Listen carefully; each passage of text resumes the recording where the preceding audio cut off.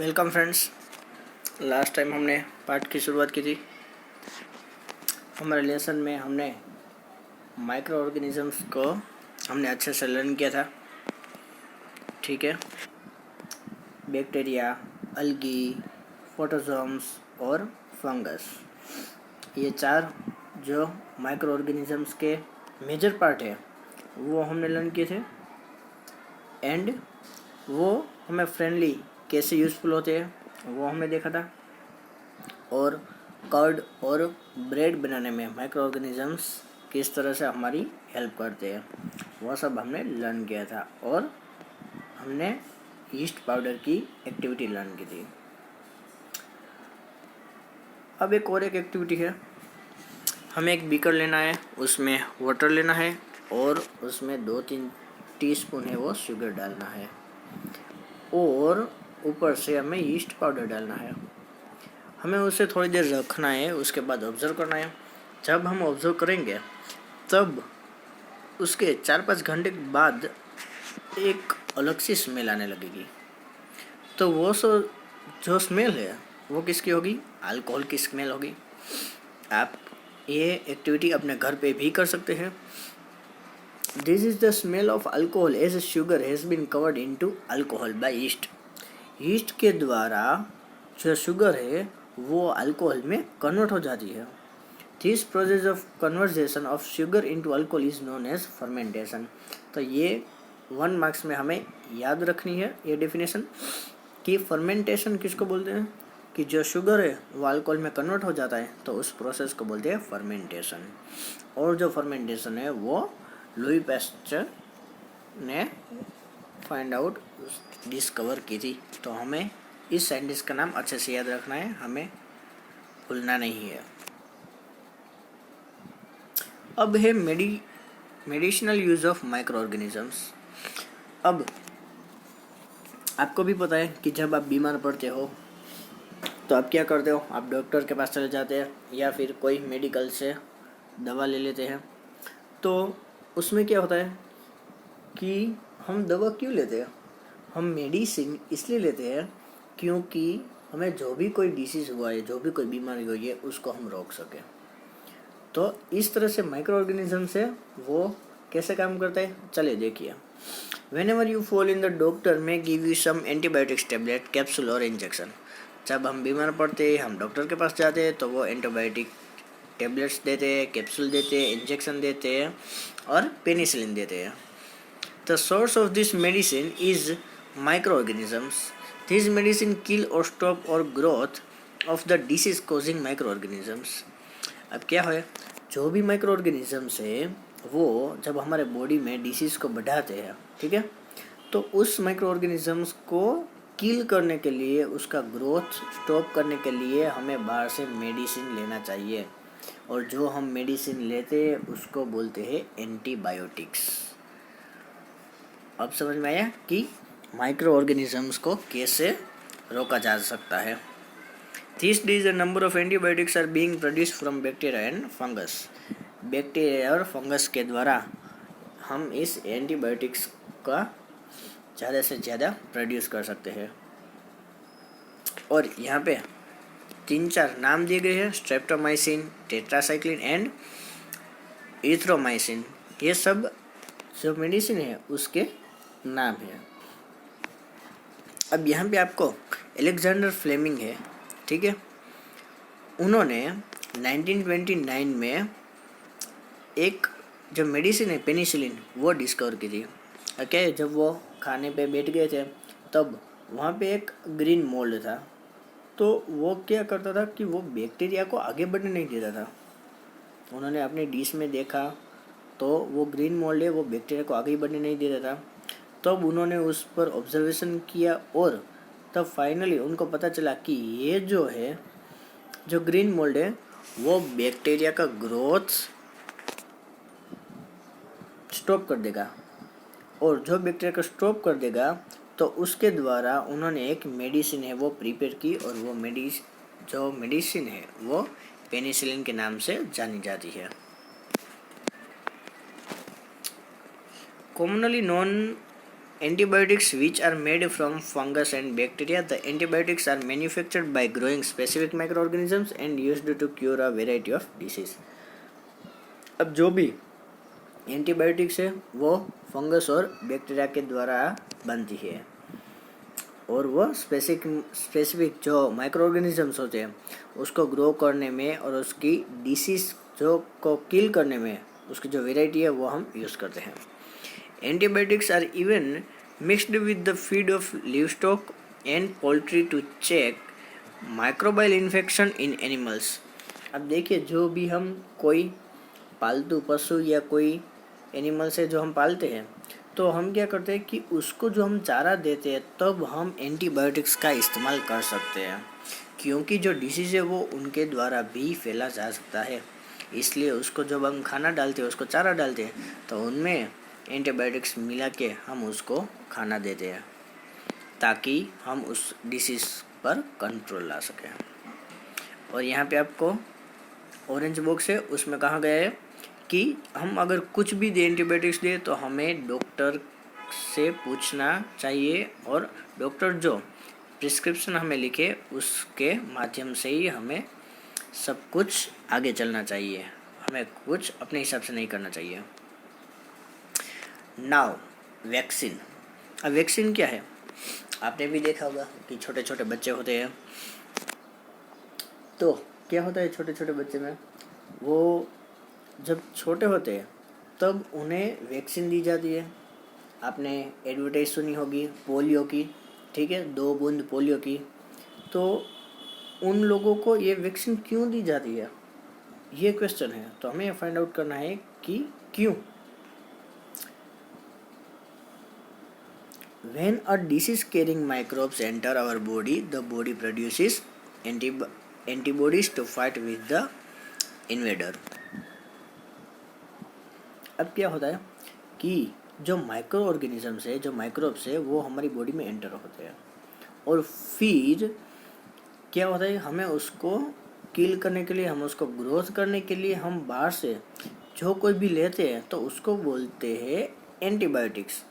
और जो antibiotics medicine है वो हमारी बॉडी में एंटीबॉडीज है वो जनरेट करती है, एंटीबॉडी प्रोड्यूस करती है और जो भी माइक्रो ऑर्गेनिजम्स है उनके साथ फाइट करती है, उनको स्टॉप कर देती है, उनको आगे बढ़ने नहीं देती.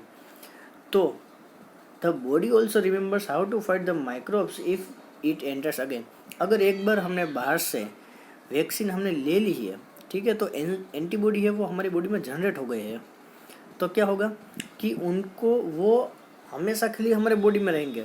तो अगर दूसरी बार भी अगर कोई ऐसे माइक्रोब्स हमारे बॉडी में एंटर हुए तो ये एंटीबॉडी वहाँ पे होगी और वो हमारी बॉडी को प्रोटेक्ट करेगी. इफ़ डेड और weakened microbes are introduce into healthy body the body fights and kills the invading bacteria by producing suitable antibodies. जो मैंने कहा वही. The antibodies remain in the body and we are protected from the disease causing microbes for ever. This is how a vaccine works. तो इस तरह से vaccine है वो वर्क करती है. Several disease including cholera, tuberculosis, smallpox और hepatitis can be prevented by vaccine. ये सभी जो डिसीज है तो उसको हम रोक सकते हैं वैक्सीन के द्वारा. ट्यूबरकुलोसिस है, कोलेरा है, तो हमें वैक्सीन लेनी चाहिए उसको हमारी बॉडी में रोकने के लिए. एडवर्ड जेनर नाम के साइंटिस्ट थे कि जिसने स्मॉल पॉक्स है उनके लिए वैक्सीन फाइंड आउट की थी, डिस्कवर की थी. In your childhood you must have been given injection to protect yourself against several disease. आपने भी अपनी चाइल्डहुड में इंजेक्शन लगे होंगे, ठीक है, कोई भी डिसीज से बचने के लिए. वो लिस्ट आप तैयार कर सकते हैं. It is essential to protect all children against this disease. यह बहुत ही ज़रूरी है सभी चिल्ड्रन के लिए. Necessary vaccine are available in the nearby. Hospital में भी होती है, टीवी में, न्यूज़पेपर में, कि हमने देखा होगा कि कोई कहाँ पे भी एडवर्टाइज होती है तो वहाँ पे पोलियो है, 2 बूंद पोलियो की.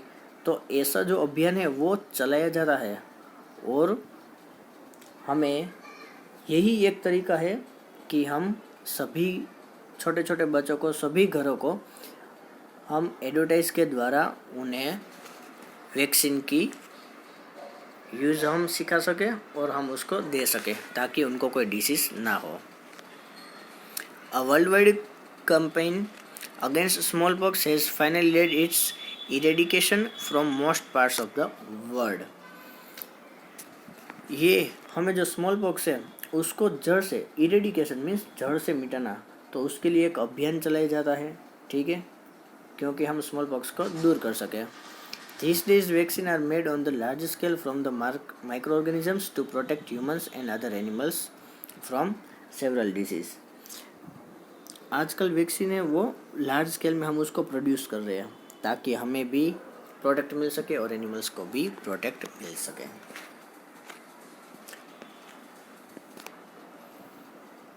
अब है इंक्रीजिंग सॉइल फर्टिलिटी। अब जो बैक्टीरिया है वो इनमें से किस तरह से यूज होते हैं। Some bacteria are able to fix nitrogen from the atmosphere to enrich soil with nitrogen and its fertility. जो एटमॉस्फेयर में जो नाइट्रोजन है, जो ये बैक्टीरिया है वो नाइट्रोजन को फिक्स करते हैं, क्योंकि नाइट्रोजन का जो लेवल है वो मेंटेन होना चाहिए और हमारी सॉइल की फर्टिलिटी को बढ़ाता है। These microbes are commonly called biological nitrogen fixers. तो इस तरह जो माइक्रोब्स होते हैं उसको हम बायोलॉजिकल नाइट्रोजन माइक्रोब्स बोलते हैं। अब यहाँ पे उसका पिक्चर्स है वो हमें दी गया है।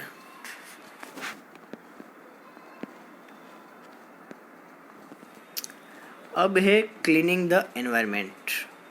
बुजुर्ग पहली अपने स्कूल के गार्डनर है वहाँ पे गए थे तो उन्होंने देखा कि वो मैन्योर की प्रिपरेशन कर रहे थे। अब मैन्योर मैंने आपको फर्स्ट चैप्टर में लर्न कराया था, ठीक है, एक ऑर्गेनिक है, ऑर्गेनिक मटेरियल है। तो उसके सभी फ्रेंड के साथ they collected waste of plants, vegetables and fruits.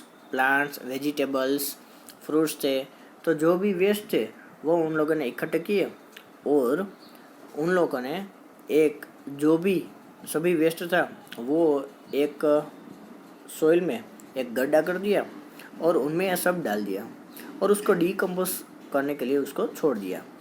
तब थोड़े दिन के बाद उन लोगों ने देखा तो वो मैन्योर में कन्वर्ट हो गया था। तो इस तरह से मैन्योर है वो बनता है। तो इसलिए इस तरीके से उन लोगों ने जाना कि मैन्योर प्रिपेयर कैसे होता है। यहाँ पे ऐसी एक्टिविटी है कि 2 पॉट्स है वो लिए थे, ए और बी। एक पॉट्स में जो प्लांट का जो वेस्ट था वो डाला था और एक में पॉलीथीन बैग और जो प्लास्टिक मटेरियल था वो डाला था। थोड़े दिन बाद ऑब्जर्व किया तब पता चल गया कि जो पॉट ए है उनमें मैन्योर है वो बन गया है और बी में नहीं बना है। The plant waste has been converted into manure by the action of microbes. तो ऐसा क्या हुआ कि वो मैन्योर में कन्वर्ट हो गया। तो जो माइक्रो ऑर्गेनिजम्स है उनके द्वारा वो मैन्योर में कन्वर्ट हो गया। The nutrients released in the process can be used by the plants again. तो हम उसके प्लांट्स के अगेन ये यूज़ कर सकते हैं। और जो यहाँ पे जो पैराग्राफ है उनमें क्या कहा गया है कि जो पॉट बी था उसमें से कुछ क्यों नहीं हुआ। तो जो माइक्रो ऑर्गेनिजम्स है वो वहाँ पे क्रिएट नहीं होते क्योंकि उसमें सिर्फ क्या था, प्लास्टिक था, पॉलीथीन बैग्स थे, तो वहाँ पे कुछ प्रोसेस ही नहीं होती है, तो वहाँ पे कुछ मैन्योर में कन्वर्ट ही नहीं हुआ है। You often see large amounts of dead organic matter in the form of decaying plants and sometimes dead animals on the ground.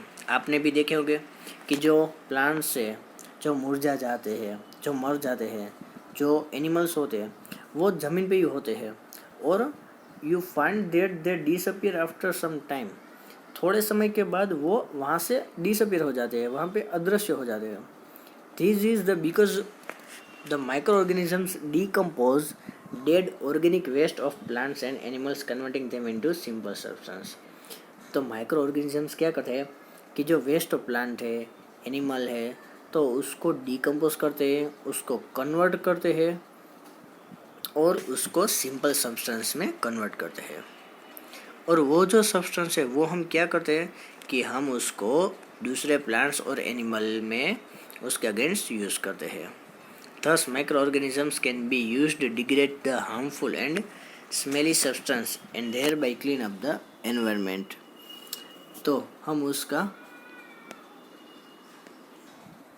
जो बैड स्मेल फैलाते हैं, जो भी सब्सटेंस है जो हमारे लिए डेंजरस है, तो हम माइक्रो ऑर्गेनिजम्स का यूज़ करके हम एनवायरनमेंट को क्लीन कर सकते हैं।